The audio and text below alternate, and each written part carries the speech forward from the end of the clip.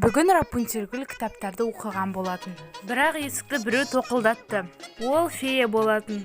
Рапунцель феядан не үшін келдің деп сұрады. Фея оған қонаққа келгенін айтты. Бірақ та Рапунцель оған қонақ керек емес екенін және де оны қуып шықты. Ал фея оған жынданып, әлі де көрерміз деп ішінен ойлады. Фея кеткеннен кейін Рапунцель ұйқыға кетті, теледидар қарап отырып. Оянып қалса, оның шашы тақырбас екен. Рапунцель жынданып жарға бір береді. Рапунцель бұлайша далаға шықпайды екен және орамал тағып далаға шығады. Одан кездескен адамдар сұрайды, не үшін орамал тағып алдың деп. Ал ол болса, жай деп айта салады. Бір кезде оған күле бастайды. Рапунцель қашып кетеді, бірақ та оның барлығы да күле бастайды оған. Рапунцель бұған қайғырады. Бір кезде ол фея мен оның құрбысын көреді. Рапунцель өзінің басынан өткен жағдайды айтады. Феяның құрбысы оған бальзам жақтып кеңес береді. Фея болса, бұл сиқырлы болуы мүмкін, сондықтан да сен 3 рет көмектес деп айтады.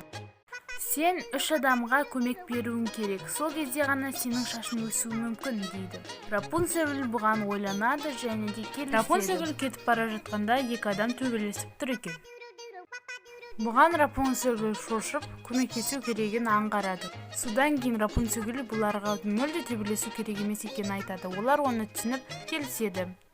Жолда ол кемпірді кездестіреді және де оған көмектеседі. Сумкасын үйіне апарып береді.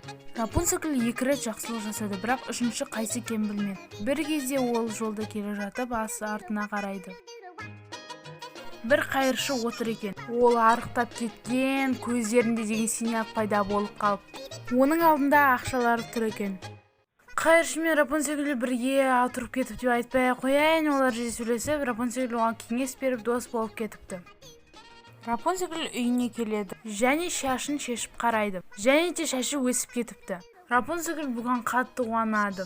Және біз Рапунцельден сұхбат алдық, қазір көрсетеміз. Рапунцель, сен бүгін нәрсені түсіндің? Мен бүгін жақсылық жасасам бәрі болады екенін түсіндім. Және де текке мен текке достарды қуып жүруге болмайды екен. Әйтпесе шашын жоқ болып кетеді. Достар, сендер де достарыңды құрметтеңдер және де өз достармен бірге болыңдар. Сұхбатыңа рахмет. Сау бол. Және достар, сау болыңыздар.